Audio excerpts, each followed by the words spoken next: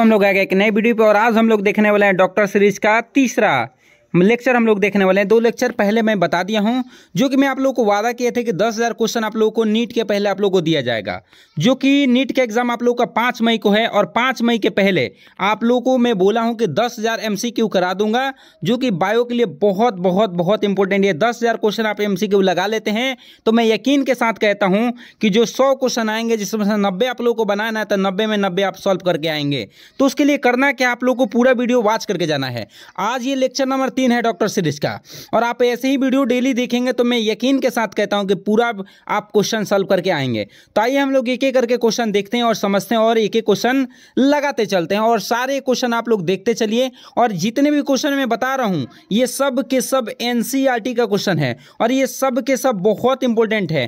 कहीं ना कहीं ये पूछा गया है, चाहे एम्स के एग्जाम में या जिपमर के एग्जाम में या आप लोग को नीट के एग्जाम में या पहले होता था PMT के एग्जाम में, आप लोग को ये सारे क्वेश्चन पूछे गए हैं। स्टेट PMT में भी पूछे गए, इसलिए बड़े ध्यान से ये जितने भी क्वेश्चन मैं बता रहा हूं बड़े ध्यान से देखा करिएगा। ये बहुत इंपॉर्टेंट क्वेश्चन है, जो कि बायोलॉजी का बहुत बहुत बहुत इंपॉर्टेंट है। तो आइए हम लोग एक एक करके क्वेश्चन को स्टार्ट करते हैं। तो देखिए पहला क्वेश्चन क्या दिया है कि सगर्भता के अंत तक उनसे दूध निकलने लगता है, उसको हम लोग क्या कहते हैं। कोई भी माता जो होती हैं वो प्रेगनेंसी के दौरान जब प्रेग्नेंट होती हैं तो सगर्भता का अंत होता है 9.5 माह के बाद। तो जो प्रसव होता है तो प्रसव होने के तुरंत बाद माता जो होती है उनके स्तन ग्रंथि से क्या निकलने लगता है, दूध निकलने लगता है, उसको हम लोग क्या कहते हैं। तो पहला ऑप्शन है दूध श्रवण, दूसरा है कोलोस्ट्रम, तीसरा है खीस और चौथा है सभी।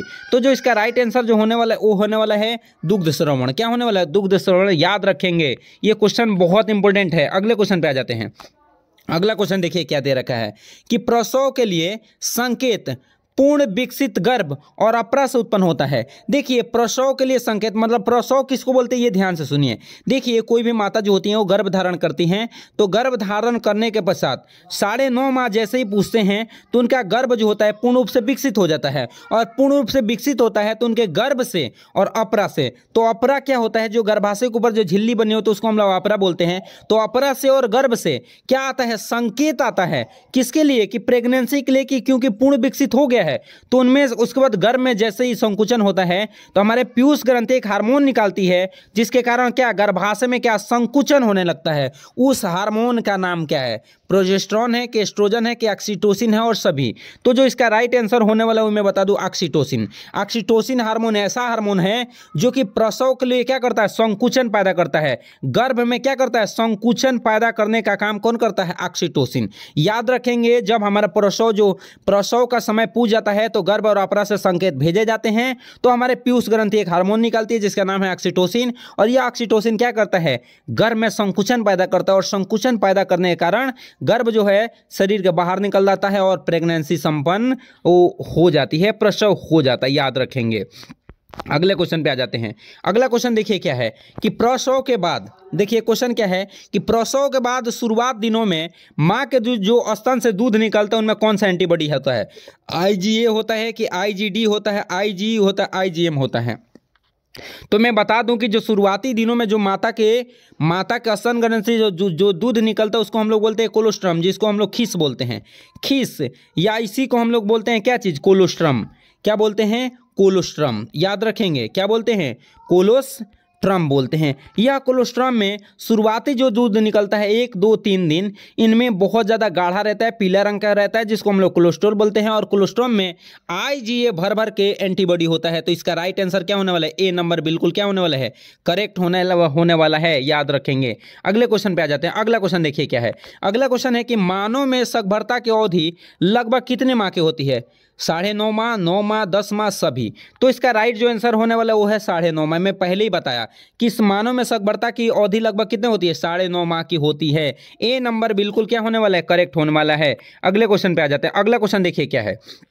अगला क्वेश्चन है कि प्रसव के लिए संकेत पूर्ण विकसित गर्भ और अपरा से उत्पन्न होता है, जो हल्के गर्भाशय संकुचन को क्या करता है, प्रेरित करता है, उन्हें हम लोग क्या कहते हैं। देखिए मैं अभी बोला था कि प्रसव के लिए जब पूर्ण विकसित हो जाता है तो अपरा गर्भ और अपरा से संकेत जाता है किसके लिए, प्रेगनेंसी के लिए। उस स्थिति में गर्भाशय में जो संकुचन प्रेरित होता है उन्हें हम लोग क्या कहते हैं, खिस कहते हैं कि प्रसव कहते हैं कि गर्भ उत्वेचन प्रतिवर्त कहते हैं। तो इसका राइट नंबर C नंबर ही बिल्कुल करेक्ट है। ये याद रखेंगे, एनसीईआरटी का क्वेश्चन है और इस साल 2024 में ये क्वेश्चन बिल्कुल आएंगे। आप लिख के रख लीजिए कि 2024 में ये क्वेश्चन आ रहे हैं नीट में, अच्छे से याद कर लीजिएगा और एक बार आके चेक कीजिएगा एग्जाम देने के पश्चात। अगला क्वेश्चन है, सकबर्ते के दूसरे माह के अंत तक भ्रूण में क्या बन जाता है?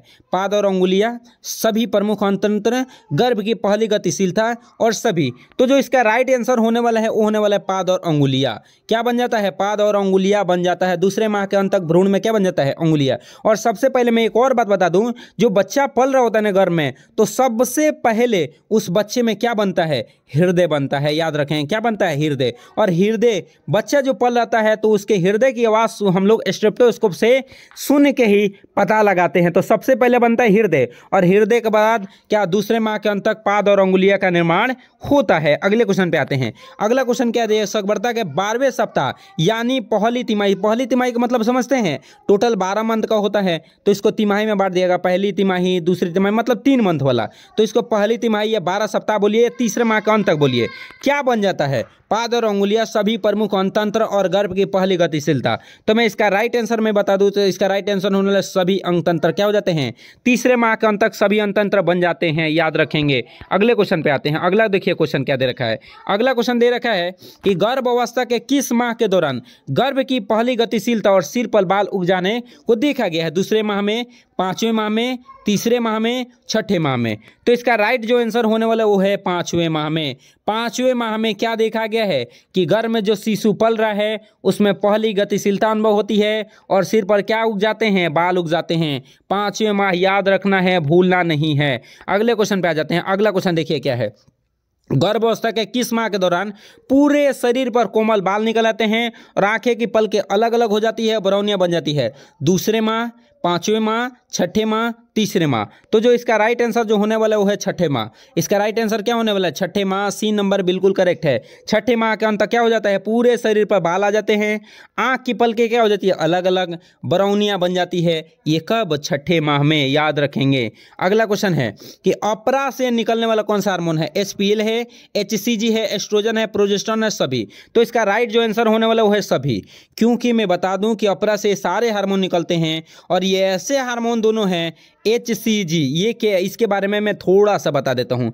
HCG ये हार्मोन तभी निकलता है जब कोई माता क्या होती हैं? प्रेग्नेंट होती हैं। तो उनमें HCG से ही देखो क्या किया जाता है। आप लोगों को मार्केट में आता है प्रेगनेंसी किट, और उस प्रेगनेंसी किट से जांच किया जाता है कि कोई भी माता गर्भधारण है कि नहीं। तो देखिए, कोई भी माता जो गर्भधारण होती हैं तो उनमें क्या होता है? माता जो गर्भधारण होती है उनमें क्या होता है? H से ऑपरा बन जाता है और ऑपरा से निकलने लगता है HCG। तो प्रेगनेंसी किट जो आता है, और सुबह सुबह का बोला जाता है कि मूत्र लेकर उन प्रेगनेंसी किट में डालिए। तो प्रेगनेंसी किट में क्या देखा जाता है? HCG को, हार्मोन को ही देखा जाता है। अगर उस प्रेगनेंसी किट में HCG हार्मोन दिखा रहा है, इसका मतलब वो माता गर्भधारण है। HCG नहीं दिखा रहा है, जो लाइनिंग आता है ना, 2 गो लाइनिंग प्रेगनेंसी किट में, वो किसका रहता है? HCG हार्मोन का रहता है, जो कि निकलता किससे है? ऑपरा से निकलता है। तो इसी के द्वारा जांच होता है कि कोई माता गर्भधारण है कि नहीं। अगले क्वेश्चन पे आ जाते हैं। अगला क्वेश्चन देखिए क्या है कि सकबरता के दौरान माता के रक्त में कई गुना क्या बढ़ जाता है? एस्ट्रोजन, थायरोक्सिन, कार्टिसोल और सभी। तो मैं बता दूं कि माता जो भी गर्भधारण होती है तो उनके दौरान ये एंड्रोजन की भी मात्रा बढ़ जाती है, थायरोक्सिन की मात्रा भी बढ़ जाती है, कार्टिसोल की भी मात्रा बढ़ जाती है, सभी। और इसके साथ रिलैक्सिन और प्रोजेस्टेरॉन याद रख लेंगे। रिलैक्सिन और प्रोजेस्टेरॉन, इन तीनों के साथ साथ रिलैक्सिन और प्रोजेस्टेरॉन भी याद रख लेंगे। पांचों की मात्रा कई गुना क्या हो जाती है?